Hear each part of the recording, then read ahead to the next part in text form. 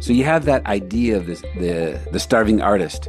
Mm-hmm. And, if you have three different hats, if you will, you've got artists, like in the business world, you have artists, the managers, and then you have entrepreneurs. And entrepreneurs, they're risk takers. They just like, here's an opportunity. Let's go. Let's do this. And so they're at the opposite side of the spectrum of the artist. The artist, they will do what they do because they love to do it. They'll do it for free. And so when you see that these are healing arts, like each one of these that you name in the health coaches, the life coaches, the spiritual directors, I would say largely it's going to attract the type of person who is an artist and they do what they do because they love it, and they would largely be willing to do it for free. But that's why they're starving artists. But I would venture to say, which type of artist could do more for more people, the starving artist or the well-fed artist?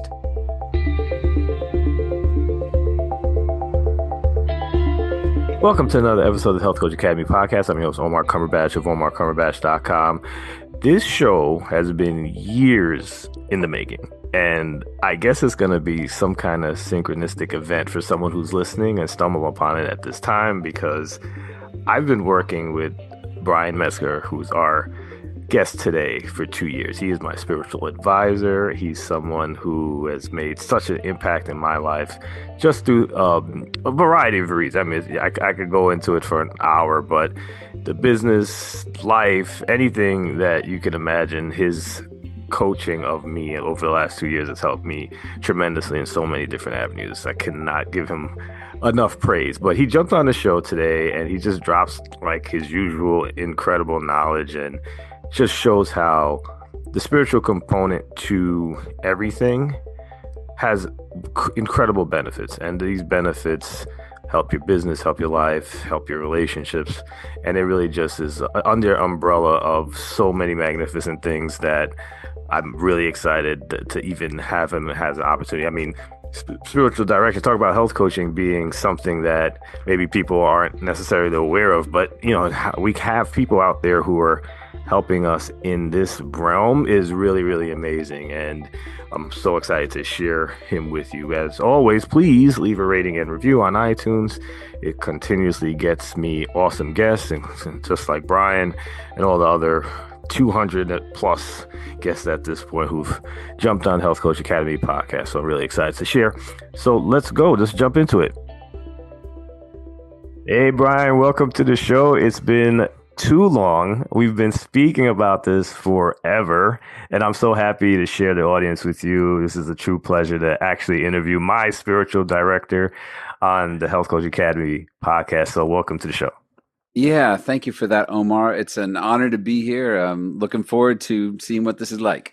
Yeah, no, listen, it's going to be fun. That's exactly how it's going to be like. And you're going to drop a lot of knowledge because, like I said, you're someone who I truly look up to. You made such an impact in my life and everything that I've done, including this podcast, the business stuff, all is such a major part.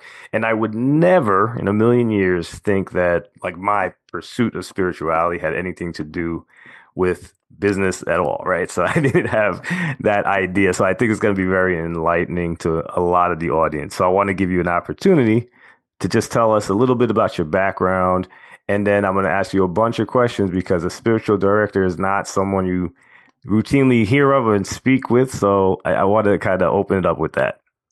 Yeah, amazing. I'm happy to share, and thank you for that setup for it.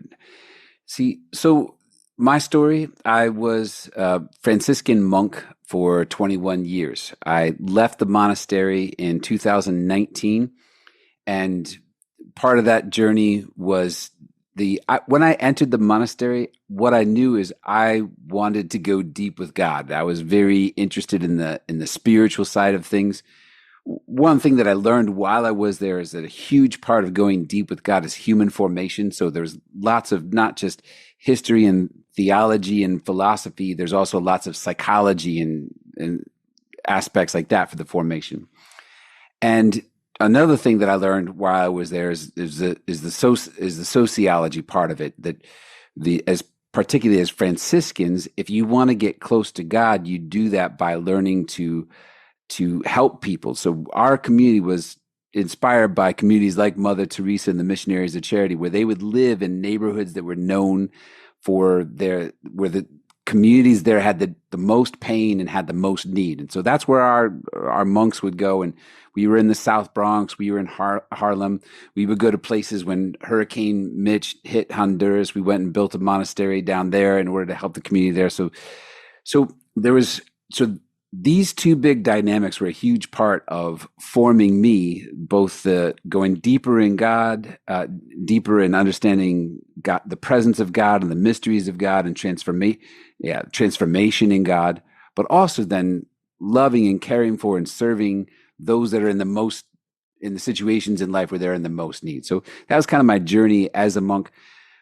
One of the things that led me out of it is, while I remain in love with the love story with God, my heart never gave up on the love story for a woman. And so that was a bit of a conflict for me. And that showed up basically in two rounds. About halfway in is the first time I really felt the divide in my heart emerge. And I was able to recover. I wound up living as a hermit in the Catskill Mountains for 3 years. And that was a beautiful time. I absolutely loved it. Then I got sent back into public ministry. I was in London for 3 years, and then in Ireland. That's where I met my now wife. And meeting her, that dimension of the love story with the woman, that came back to the surface for me. And I just made a decision that I'm not going to live my rest of my life with a divided heart. The whole purpose of being a monk, which means oneness, the whole purpose of being a monk is for that oneness. And so, by the way, I love being a monk so much. If they let me be monk and be a married man, I would have done both, but they don't allow that, so I had to choose. My wife knows very well that you can take the monk out of the monastery, but you can't take the monk out of the man. She knows she married a monk, and I say, and I mean it in multiple levels, I'm more of a monk now than I was even in the monastery. And what I learned about in the monastery about this way of living, it's not just for the monks. It's not just for the people in the monasteries. This is for everyone. And so I want to democratize this access to deep intimacy and knowledge of God. That is such a wonderful story on so many levels. It's a romantic story. It's probably going to be a made-for-TV movie one day. And I hope they get someone as handsome as myself to play you. But all jokes aside, yeah, it's a wonderful story. And I just hear the passion, and like you said, it hasn't left you. And one of the things that's fascinating about what we're going to talk about today is, you left the monastery. Now you got to make some money, right? You got to make a living, and you did not abandon your passion, and then you turned your passion into a business. And I just want to talk about that a little bit. What made you think, hey, you know what? I'm going to be an entrepreneur. I'm going to do this. I'm going to keep with what I love and believe in. And how did that happen? Yeah, well, the necessity is the mother of invention, and reality is the greatest call to grow. If you don't grow, you'll suffer until you grow. So when would now be a good time to grow? So that became a bit of my mantra. And so getting out of the monastery, in the monastery, you don't have your own bank account. You don't have your own money. Everything is held in common. So you're given a place to stay. You're given a cell to sleep in. You're given a car. You hold cars in common. And so what that meant is I got out and I didn't have any credit. There's no credit rating. So I'm starting from zero. And then on top of that, one of the things I had to sidestep is in the monastery, you have a vow of poverty. And with that vow of poverty, I had some healing that I needed to go through on my understanding, like, what's the meaning of money? And would that be something to be worthwhile to say something about the few steps that I took to get out of that negative story about money? Oh, I think that's going to be very relevant to our topic. So yeah, absolutely. Dive in. Yeah. All right. Sweet. So, well, it doesn't hurt that my wife is a life coach. And so I was being given some steady doses 24/7, if you know what I mean. If anybody's ever lived with a life coach, but her payback is she has to live with a spiritual director. So, Oh boy. so, but one of the things that I came to see is that nothing has meaning but the meaning that I give it. And so when it comes to money, what's the meaning of money? And so I settled upon that money is simply a communication of value. And then even in theology, they talk about something called the economy of salvation. What the economy of salvation is, the way the power of God's love and grace circulates through the community. So when I first heard that, I mean, I had a degree in accounting before I went into the monastery, and I studied economy. And when I heard them use the word economy, I was like, this is the last word that I expected to show up in my theology classes is economy. But when they talked about it, it's just the circulation of grace of God's grace through his people, through the community. I thought, well, circulation, that's a nice word. That's an organic word. So then I said, okay, maybe I could say money is not simply a communication of value, and then economy, now back to the economy that we all know about, maybe I could see economy as simply a circulation. If money is a communication of value, then economy is simply a circulation of that value. And then I saw my business. So as a monk, especially living in the neighborhoods that we lived in, we didn't charge for any of the events we did. Everything was pro bono. We would take a love offering, you pass the hat around, and that's fine if you're a monk, because most of your food, your room and board, and is all provided for, so you don't have that pressure. But I think it was one of the places that reinforced that idea of doing everything for free. And however, with this new system, if money is simply a communication of value and economy is a circulation of that value, why wouldn't you want to contribute something that's worthy to be a part of that circulation of value in the society? And so I set out to create content to help people have breakthroughs that I believe are of a value that's worthy to be a part of that economy. See, I think this is falling well into what we're going to be diving into, because as health coaches and a lot of people who are like these healing arts, right? Yeah. We didn't get forced to have like that vow of poverty, right? That you had to deal with. But how the hell do we inherit it without even going through what you went through? I'm very curious about that, because I think that's very much what a lot of us who do have money blocks are dealing with. Well, I think you just stumbled upon part of the reason that when you call them the healing arts. So you have that idea of the starving artist. And, if you have three different hats, if you will, you've got artists, like in the business world, you have artists, the managers, and then you have entrepreneurs. And entrepreneurs, they're risk takers. They just like, here's an opportunity. Let's go. Let's do this.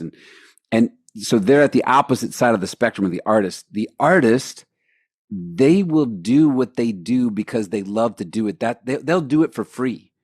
And so when you see that these are healing arts, like each one of these that you name in the health coaches, the life coaches, the spiritual directors, I would say largely it's going to attract the type of person who is an artist, and they do what they do because they love it, and they would largely be willing to do it for free. But that's why they're starving artists.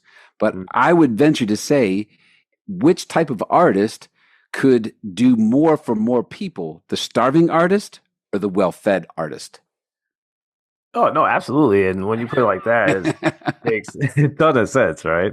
So how do we shift that, right? Because, obviously this is an enlightening perspective that you just shared with us. What would you think is the first step to do that? Yeah, so I like it. I mentioned my wife is a life coach. So can I give her a name? Her name is Marie Therese. So Marie Therese is a life coach. She's also from Ireland, and she is the fullness of the Celtic tiger, that fighting Irish. She's the deepest parts of her DNA. There's no de-escalation in her. She's and so all right. So when I got out of the monastery and I had this story that I was telling myself that was from a low level of consciousness. The story I was telling myself was a yeah, a poor me story. And I was saying things like, if they would just give me a chance, I could show them how valuable this is. And, whoever they are. Yeah, I was gonna say, who was they? Yeah, right. So the people that I could help, because I would be working with people that I know that I could help. I know that I could make a difference. I know that I could move the needle forward, and I knew that I could add real value in any situation, whether it's personal or it's relational or it's business, it's transactional. In any one of those environments, I know that I can bring. Yeah, I know that I could bring that value. So here's what she says to me as I'm feeling sorry for myself. She says, it's nobody's responsibility to tell your story other than yourself. Mm. Yeah, why are you sitting waiting for somebody else to tell your story about what value you could add? And I realized, like, okay, I need to learn how to tell my story. And I need to learn to articulate how it is that your spiritual state can affect your productivity. And one of those, I was just with some friends this past weekend, and we were talking about this.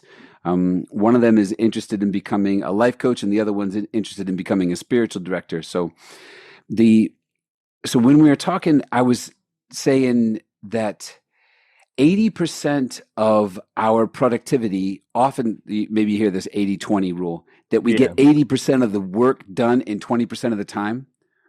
Well, what if we could learn to stay at the 80%? What if we could master, what is that? Is that threefold your productivity?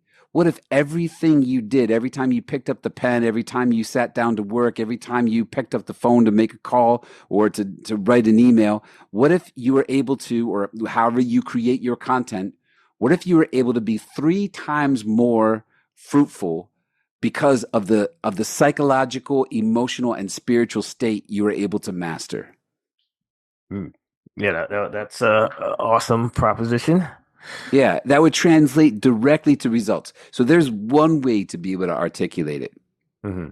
Definitely makes sense that we were going to that direction. And of course, she hooked you up with some sound advice.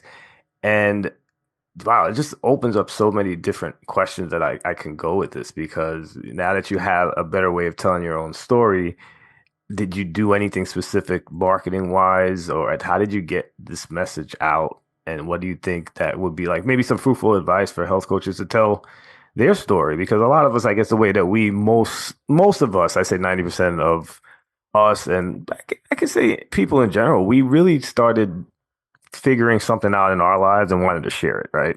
So what would you give as far as the first step advice in that, and how that goes?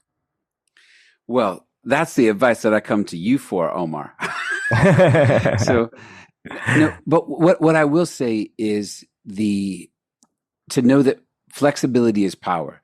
So to take massive action, pay attention to your results, and be willing to try the next thing. And so really this, coming out of the monastery in 2019 to now it's 2025. So in those 6 years, it's been a tremendous amount of that didn't work. So let me try something else. And then, okay, got a little bit of traction there. Let me try something else. Most of my calendar right now is filled through word of mouth, through recommendations, through referrals. And so now, like right now, I'm just what if I did know, like when it comes to lead generation, staying present to it. They say, if you don't, I've heard it said about business, if you don't know your numbers, then you don't know your business. Well, I need to know the numbers of where my lead generation's coming in. And what I find is, where focus goes, energy flows. And if I think all I have is, let's say, 3 leads, sometimes 3 leads can make all the difference in what your numbers look like for the month. So if I have 3 leads and I write those down, next thing you know, like, oh, wait, I guess that's a lead as well. And then before I know, 3 leads turns into 6 leads, turns into 9 leads. And now I got to just stay present to that. So I have a Monday morning ritual where I reset from the weekend. So weekend is a time of variety, and that's wonderful for, quality of life and adventure, but it also can be conducive of a bit of chaos. And so that Monday morning fog needs to snap out of it and get that laser focus. So I love that insight that an 80-watt light bulb can barely illuminate a room, but an 80-watt laser is able to burn a hole through the wall. So that Monday morning has to be a sacred time. So I created a ritual where, first of all, the environment that you're in is formative. Not only is your living space a manifestation of your interior space. So if there's chaos and clutter within, then you're going to find chaos and clutter manifested around. So not only does it go from within to around, it also goes the other way. That if I do clean, wipe the counters down, sweep everything up, wash everything up, so now there is a frequency of momentum forward. And then I start to get myself back in front of the sacred content. The human person is a person that suffers from amnesia. And that amnesia produces an identity crisis. Because I saw clearly just a minute ago who I was. On Friday when I finished work, I knew who I was. Now Monday morning, I forgot who I was. So I got an identity crisis. And that identity crisis creates an inferiority complex. So how do you get back into that elevated state where you have that clarity of who you are and what you're about? And so I would say these rituals, whatever your rituals work for you, test and verify and find out what works for you. But whatever rituals get you back into that state of that laser focus, clarity about who you are, where you come from, where you're going to, and then the power of the incremental growth. If I could just do it 1% better this week, 1% growth this day, 1% growth this day. Yeah, no, that's very profound because I know that a lot of people have issues with that ritualistic thing. And habits are important. Let's not get it twisted. We're very habit type creatures, and the better we get something like that set up, the easier life becomes for all of us. That's no question about it. Yeah. And then Omar, what do you think about the fact that as a monk, the robe that you wear is called your habit. So it's interesting that word lives on the other side of the monastery wall. Wow. I like the insight, the word habit and habitat. Like this is where you live.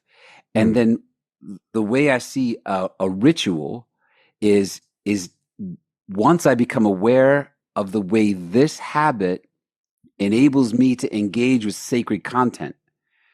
So now sacred content, simply to do, let's say, meaning for what does it mean? Does it have a deeper meaning? Does it have a meaning that transcends me and my egoistic journey? Is there a way that this can take on a greater meaning, a bigger purpose? How can, the passion is what you have limitless energy to do for yourself. But to turn passion into purpose, you say, how can I add maximum value to other people's lives? So once you start engaging in that transition from simple habits, so lifestyles, habitats where you live, to meaningful rituals, and you start engaging with sacred content, stories that are bigger than your story, Omar, the crazy thing is you start to become aware of there's a spiritual energy that starts to manifest. And sometimes our habits, they're fueled by willpower, and it's white knuckle, get it done.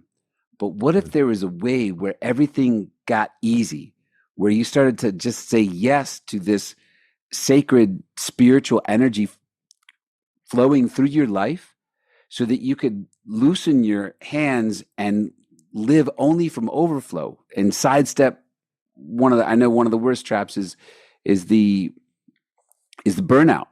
Hmm. So sidestep, like, what if it was possible to live only from overflow and not have to succumb to depletion? Hmm. And you do that by not just having habits, but having a spiritual consciousness with the habit, engaging with sacred content for a story that's bigger than yourself, and how you living your life being true to you can add maximum value to other people's lives. Yeah, no, that's a awesome way because you've really just described the spirit engaging part of what you do and how you really relay a lot of the messaging and how it actually transfers to the way our business operate. And I don't think that you have to go into it much more, but I do want to give like you an opportunity to just kind of talk to the audience about what is your main way of working with a person. Obviously, I have firsthand experience with that. And the way that you bring out the best in people is really interesting. And I think with the spiritual direction in and of itself, that you can kind of encapsulate what that looks like. And it gives the people even more of an idea why your type of services are really important on any entrepreneurial journey. Yeah, sure. Thank you, Omar, for the question. The so it's it's not uncommon to hear expressions like body, mind, spirit. And I love that. For a spiritual director, I'm in the equation. Body, Yeah. mind, spirit. However, when people come up with a plan for their psychology and a plan for their relationship to food and to the gym, so for physical growth, those, I think it's easier to imagine what your life could be. Now, when it comes to spirit, though, the temptation is to leave it in the abstract. And I've got some numbers that people might not like, but I would say, in my experience, this is both in believing communities and faith traditions and outside. I would say 97% of the people that I've not just worked with, but been in relationship with, you can tell, you can read a person's spiritual health in a second just by the words they use, by the way they stand, by the look in their eyes. It's very, once you know, and I'm happy to demystify for that. If you're wondering how to do it, I'll show you how to do it. It's easy to do. Mhm. But I would say 97% of people are in relationship with their idea of who God is. That means they're in their head. And if you're in your head, the the yeah, if you're in your head, you're dead. Life doesn't start till you're in your heart. So if you're in your head, if you're in your head with your in relationship with your idea of who God is, that's not the real God. Mhm. And that God, the God in your mind, the God of your imagination, the God of your imagination doesn't have the power to vitalize your life like I was discussing, where that endless and effortless energy can flow through you. So, so what I work with people is, how do you get out of your head and into the reality that's in front of you? And so one of the ways I like to say it, as I said already, if you're in your head, you're dead. Life doesn't start till you're in your heart. When the head and the heart become one, then the eyes of the spirit open. So that gives you spiritual sight. So spiritual sight, again, let's demystify it. What do you mean spiritual, your spiritual eyes? What I'm referring to is God God is at work in the depth of the reality that's in front of you. The more honest you can be with that reality, the more tangible the presence of God will be. So what we're looking for, how do you get out of your head, and how do you get out of your head and into your heart? How do you get into the lived experience in front of you? It's by becoming a master of paying attention to your experience. And so one of the tools that my spiritual direction practice is basically practically built on is catch yourself in the act of being generated and know that's you bumping into the presence of God. You don't have to try to be spiritual. You are spiritual. I've got good news for you. You're already doing it. It's natural to be supernatural, but most of us are unconscious of it. So what if, all right, so I think I need to say now, what does it mean to be generated? Mhm. Any moment, so take a breath, any moment where you find something beautiful, something meaningful, something moving, something fascinating. This is my proposal. Don't believe it because I'm saying it. As you know, Omar, we've been going through this journey where you learn to test and verify it for yourself. So it's not on the authority of some spiritual mentor. It's on the authority of your lived experience. God, is that you? With the friends that stayed with us this past weekend, we got to watch sunrise and sunset straight 6 days in a row. So all the photos, I got 100 photographs from the weekend, and a bunch of them are beautifully marked by these pictures of the sunrise and then of the sunset. That in itself created this sacred rhythm in this sacred space. But what is it in that moment when that sun's rising? Yeah, you feel something, and you feel it. You feel it physically in your body, in your chest, on your back. So I love to ask people, where do you feel the beauty? Where do you feel the meaning? Where do you feel the movement? And then to make that 2 millimeter shift where you can so that's what it means to be generated. That's what I'm referring to there. That I'm moved by that sunrise. Why? Again, and I've been here for 2 years, so even though we got a great view, I see it all the time. It doesn't get less powerful. It gets more powerful. Well, what is that? It's like this natural experience. There's this supernatural presence that rests upon it. And that's, sometimes I call it the halo effect. And so that's what we become students of. And that's what we become disciples of, learning how to master our familiarity with the halo of life. Yeah, no, I mean, that's one of the things that, like when we first started together, that you brought up, and there's just many different ways that, like you said, sunrises would be the example that I would have given. Give us a couple of other examples where, we can see that, hey, we are actually being generated. Yeah. So I'll tell you the first one that I recognize. I was taught this approach by a friend and mentor when I was living as a hermit in the Catskill Mountains. And I really struggled to get my head around what it meant to be generated. And so I just started plying this guy with questions. And as he was getting clearer on moments of being generated, living there, I had taken up bouldering. So it's a type of rock climbing. You're not using the ropes. It's just you and the chalk pad and your shoes. And I was going out to the Shongunks to climb. So if you... a location worthy of visiting, so look it up, and if you can, visit it. But I was at the Shongunks doing bouldering, and the first time I caught myself in the act of being generated, I was in front of the Stagecoach boulder. So it's just a big block sitting on the path there, and as I stepped up to the boulder before I started to send it, I realized I'm feeling that sense of well-being, and I just put my hands on the rock and push back for a second to take a breath. That's what I call that 2 millimeter shift. And I just asked the question, like, God, is that you? Are you what feels so good about this moment? And immediately in my spirit, I got a message. I got a simple phrase, which is, there's only one Lord and giver of life. And it was like a dream. You ever have one of those dreams where people are saying very few words, but you understand you have this whole level of understanding about what's being exchanged. It was like one of those.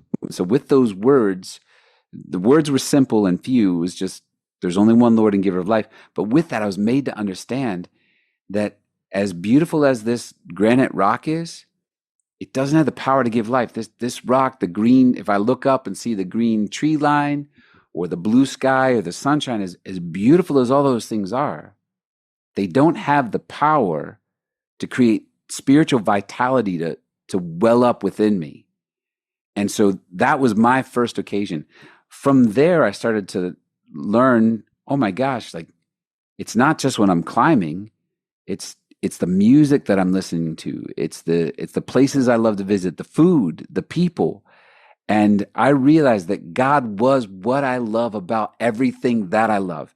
And in that piece right there, Omar, it was incredible, because it was like all these fragments of my life that were the most sacred to me, they all became one emblem of God's presence in my life. You know what? After all these talks we've had, I don't think you've expressed that as clearly as you just did just now. I felt the same way. I was like, I needed to say this a long time ago. Oh wow. Well, listen, I don't think that we have to say any more as far as that goes. It's like that's really a great way of putting it. And yeah, that was fantastic. So we're gonna have the transcript for this, and I suggest that we wrap that up in a bow and Yeah. just give Omar, it can to I just you. say, one more thing back to you?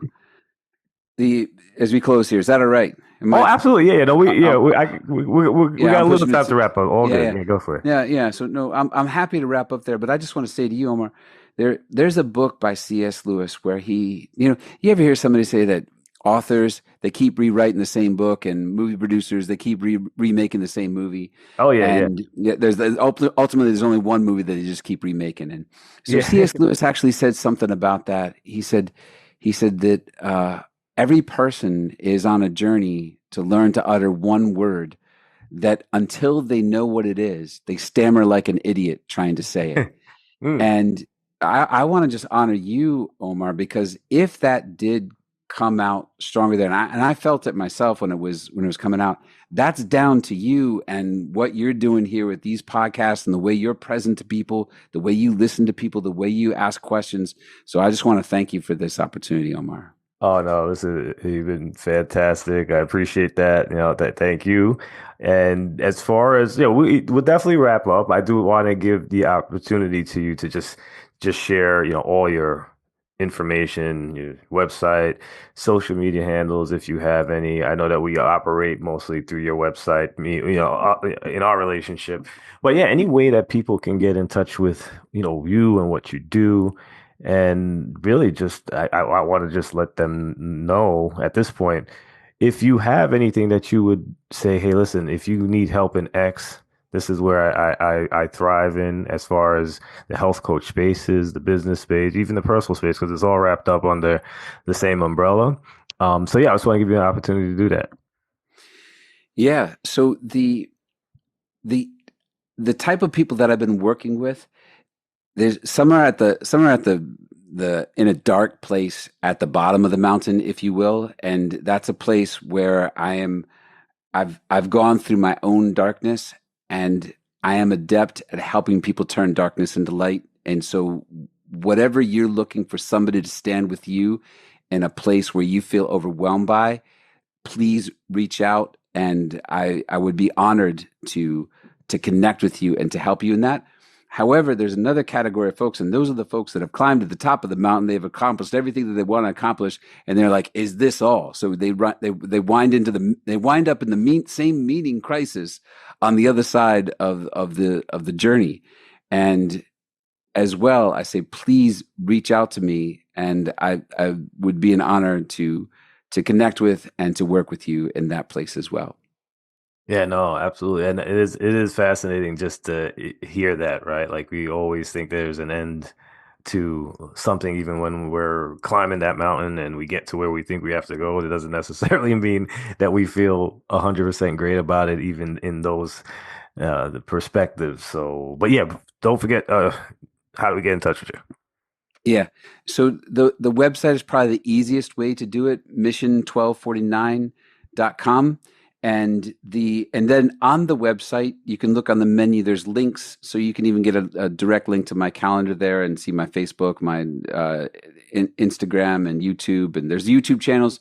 So there's a lot of free content already on YouTube playlists that if you're interested in checking it out. Excellent, excellent. And I guess, one of the things that I probably never even thought to ask you, and then we'll wrap it with that. Why Mission 1249? All right. So in the Gospel of Luke, chapter 12, verse 49. So this is the code, cracking the code here. The Gospel of Luke, chapter 12, verse 49. Jesus said, "I came to set the earth on fire, and how I wish it were already blazing." And so that's what it's named for, that spiritual fire, and that spiritual fire that he came for is the spiritual fire that's associated with the elevated spiritual state. So that conscious awareness of the nearness of God is experienced in the person's life as fire. Love it. Never knew it. Now you know. Now I know. Listen, Brian, you were fantastic. I appreciate you jumping on the show. I can't wait to share this episode with the audience, and I know that they're going to get a ton out of it, and I hope that they do reach out because you really have a way of putting all this stuff together. So have a great rest of the day. Thank you very much, Omar. I look forward to next time. Definitely. Hope you enjoyed listening to today's episode of the Health Coach Academy podcast. If you did, jump over to iTunes and leave a rating and or review. It goes a long way in helping get this message out to our fellow health coaches and people in our industry. Also, if you can, jump over to my website, omarcumberbatch.com, where I give out a lot of freebies, including my 5-day sugar challenge for people who are having issues with sugar. And also for health coaches, I have the book, Hidden. It's the 6 not so obvious ways to get your clients unstuck.